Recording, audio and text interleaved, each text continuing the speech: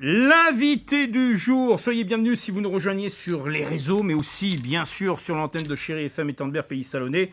J'ai l'honneur et le privilège, voilà, vous l'avez vu, il est bien là, il va revêtir bien sûr son masque. C'est monsieur le maire de Miramas, Frédéric Vigouroux. Monsieur le maire, d'abord bonne année. À vous aussi, bonne année à tous les auditeurs et ceux qui nous regardent. On en avait besoin là, parce que l'année 2020 était une année quand même assez complexe et difficile. Oui, l'année 2021 sera meilleure. Regardez, il y a encore un an, personne ne savait si on trouverait un vaccin et maintenant tout le monde se dispute pour l'avoir, mais c'est quand même des choses positives. Donc je suis persuadé que cette année 2020 sera meilleure. Il faut quand même, et je le précise, mais on ne va pas s'étaler dessus, mais il faut dire que quand même, Miramas a été une référence. Vous, en tant qu'élu, vous avez été même, il faut dire, salué par les instances nationales il y a quelques journées à peine.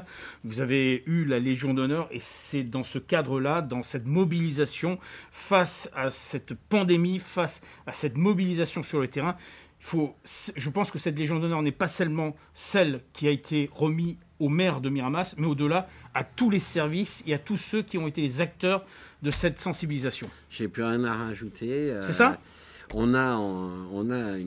J'ai beaucoup de chance ici d'avoir des équipes d'élus et des équipes administratives extrêmement performantes.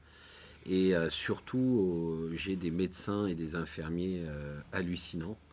Des gens qui m'ont aidé à mieux comprendre les questions de santé publique et qui ont participé activement. Sans eux, rien n'eût été possible. Et donc, nous n'avons pas été les premiers, mais nous avons été souvent ceux qui, parce que nous avions aussi l'habitude de travailler sur la gestion des risques majeurs, et on s'est beaucoup servi, c'est d'ailleurs quelque chose que l'État devrait reprendre, on s'est beaucoup servi de la méthodologie de travail que nous avions avec la préfecture, avec les services de la sous-préfecture pour organiser les choses, avec le CIPRE par exemple. Et nous avons décliné cela et nous avons effectivement réagi vite, mais je sais que dans toutes les communes, tous les maires ont fait le maximum qu'ils pouvaient faire. Tout à fait. Et on salue une nouvelle fois, par votre biais, l'ensemble de ces Miramassiens, qu'ils soient connus ou inconnus, mais qui ont été présents, anonymes, tout au long de cette année 2020 et qui le sont encore aujourd'hui à l'adresse de chaque Miramassien. Et ça, c'est important. Tout à fait. Et je crois qu'on a aussi découvert dans cette période, parce que c'est un peu quand même le ciel qui nous est tombé sur la tête. Hein. Ah oui. Donc, on a quand même découvert, mais moi, je ne l'ai pas découvert, je le savais, des formes de solidarité absolument gigantesques, extraordinaires. Et rien que la distribution des masques de la ville s'est fait en porte-à-porte. Et c'est près de 200 personnes qui sont portées volontaires pour le faire dans une période où il y avait peu de gens qui voulaient sortir. Mmh. Mais on a réussi à faire tout cela parce que c'est comme une petite maille, quoi. Tout s'est bien enclenché, chacun faisait attention à l'autre, chacun essayait de trouver des solutions.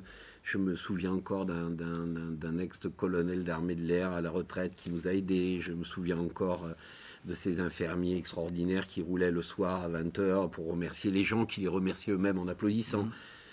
De ces médecins. Solidarité. Oui, non, c'est plus que de la solidarité, c'est de l'humanité. C'est-à-dire que cette pandémie nous a rappelé à tous que nous sommes une même espèce.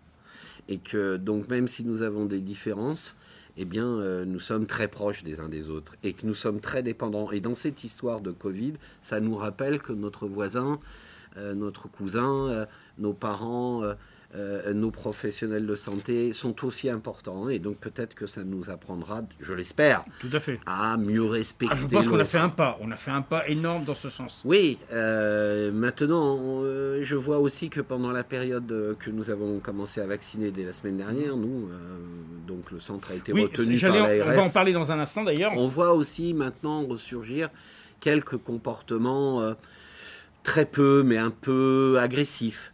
Et je le dis, tous celles et ceux qui sont dans le centre de vaccination pour la ville de Gans, la ville de Saint-Chamas, la ville de Miramas et la ville de Cornillon-Corfou, ce sont des bénévoles. Ils sont là, ils viennent au service des autres. Ce sont des militants de la cause sociale. Ils sont pris en charge par la Sécu, mais ils sont là après leurs heures de travail. Tout à fait. Donc il faut savoir un peu, et c'est vrai que ces plateformes nationales ont été un peu compliquées à gérer. Les choses commencent à mieux arriver. Alors le problème numéro un, bien sûr, que tout le monde attend, c'est l'augmentation du volume de capacité de vaccination, puisque mais nous, on peut aller jusqu'à 500. Voilà. On peut aller jusqu'à 500.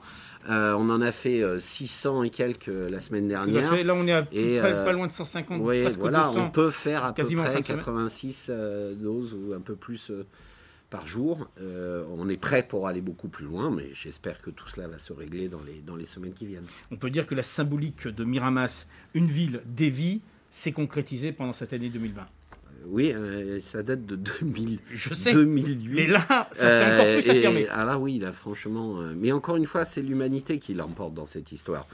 Et les choses ne sont pas simples, hein, bien sûr. Et la souffrance est grande. Et la souffrance sociale, économique, culturelle est grande. Et donc, c'est pas si facile que ça quand on vit dans un 50 mètres carrés et qu'on a 3 enfants. C'est encore plus compliqué quand on est une personne âgée isolée. C'est compliqué quand on est chef d'entreprise et qu'on attend des aides alors qu'on voudrait travailler. Ce n'est pas simple pour tout le monde. Et c'est pas simple pour les maires non plus. Tout à fait. Parce qu'on a été élu en plus. Je rappelle quand même que le vendredi d'avant le premier tour, où j'ai été élu au premier tour, je mettais 99% des salariés de ma ville chez eux en protection. Tout à fait. Et que dès le lundi, au lieu de parler de projet, on était en train de monter déjà un C3, c'est-à-dire là où les médecins pouvaient venir. Tout à fait. La ville de Miramas, le laboratoire dès le mois de juin qu'on a fait sur la même ligne. Et puis évidemment, ce que l'État, et particulièrement la préfecture, avait retenu, c'était cette capacité d'avoir monté cet hôtel de repos. Réaction qui a permis... Réaction. Voilà, tout à fait. On terminera sur le fait que ce point de vaccination existe sur Miramas, qui s'adresse aux villes que vous avez citées, donc essentiellement. Oui, il faut prendre rendez-vous. Il faut prendre rendez-vous. Bien sûr. Donc ça s'adresse aux Miramassiens, aux gens qui habitent Grance, Saint-Chamas, également Cornillon-Confou. Vous êtes invités à prendre au préalable vos dispositions pour prendre rendez-vous avant de vous... Et c'est compliqué. On le reconnaît, c'est compliqué, on aura l'occasion. Mais on va y arriver. Ça, c'était un dossier important, mais au-delà, il y a quand même un dossier qui a été des plus importants. Ça a été le fret. Oui. Ça, c'est le dossier de fin d'année, début d'année. C'est le dossier que tous les maires de cette ville, depuis la création de la gare de triage, ont eu sous les bras. Après, on parlera d'un autre sujet. En 2010, c'est la liaison Fosse-Salon. En 2010, on avait, avec les organisations syndicales et particulièrement la CGT d'ailleurs, mais toutes avaient travaillé avec nous pour maintenir et convaincre la SNCF de garder l'outil. Et là, la semaine dernière, ça a été vraiment une très très belle victoire pour les Miramassiens. 10 ans de combat, comme vous l'avez stipulé. Et pour les syndicats, l'entreprise SNCF a bougé.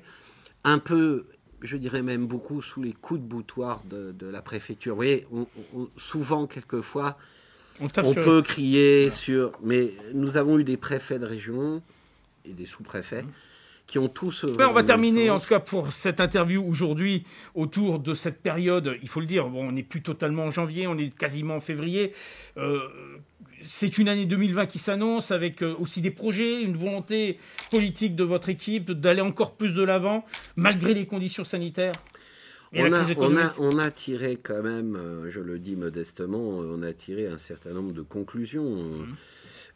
Pas de conclusion, d'éléments de réflexion par rapport au développement de notre commune. Donc on a 3 articulations rapidement. Il y a d'abord la nature en ville, sur lequel on a investi et préparé un budget qui tourne autour de cela, et c'est beaucoup de jardins, beaucoup d'arbres, beaucoup de verdure qui va arriver. Ça a été mis au devant avec son zéro déchet. Le développement économique qui évidemment tourne beaucoup autour de l'économie circulaire, mais pas uniquement, mais évidemment s'en fait. La rénovation urbaine qui vraiment va reprendre son élan, et évidemment tous les dossiers qui existent dans la ville. Et nous avons souhaité, pour lancer l'économie, mais aussi accélérer nos projets, c'est de les accélérer. C'est-à-dire que c'est de pousser le plus vite possible ces dossiers pour reprendre de la commande publique, remettre du travail pour les entreprises, que ça soit dans le spectacle, comme je l'ai fait avec les feux d'artifice à Noël. J'ai reçu la lettre de ce monsieur très gentil, et je l'ai fait à la fois pour donner une dimension ludique et peut-être amoureuse un peu en disant il y a une autre vie possible.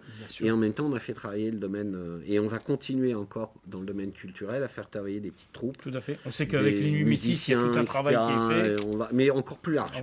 Pour essayer de les faire travailler parce que évidemment la culture, ça nous manque, quoi. C'est vraiment, ça nous manque. Et c'est un besoin de tout un chacun. C'est sûr. Monsieur le maire, si vous le permettez, on se retrouvera dans quelques jours, en tout cas dans quelques semaines courant de ce mois de février pour revenir faire un peu le point sur les avancées, sur les dispositions qui seront prises à l'égard de ce qui sera appris au niveau national. Et on reparlera de cette belle commune de Miramas. Bonne année à tous. Bonne année à vous aussi. Et soyez prudents. Et soyez prudents. Voilà, on l'a prouvé. On était tous les deux dans cette interview. On vous remercie de nous l'avoir suivi. On vous donne rendez-vous dans quelques semaines sur l'antenne de Chéri FM et Tendevert Pays Salonnais, mais au-delà, sur tous les réseaux pour suivre l'actualité miramassienne. Merci, monsieur le maire.